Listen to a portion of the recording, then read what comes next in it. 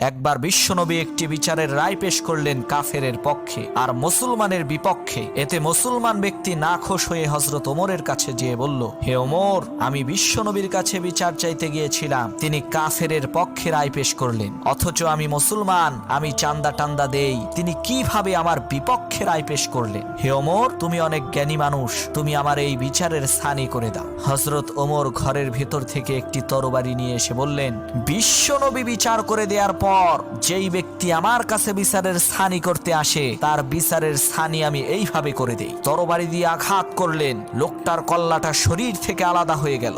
সমগ্র আরবের মধ্যে সংবাদ ছড়িয়ে পড়ল যে হযরত ওমর মুসলমান হত্যা করেছে। বিশ্বনবীও চিন্তিত। এদিকে আরশে আজিম থেকে মহান আল্লাহ রব্বুল আলামিন হযরত ওমরের কাজে খুশি হয়ে গেলেন। তিনি পবিত্র কোরআনের আয়াত নাজিল করে বললেন, হে নবী, আপনার রবের কসম, এই ব্যক্তি মুমিন ছিল না, সে ছিল মুনাফিক।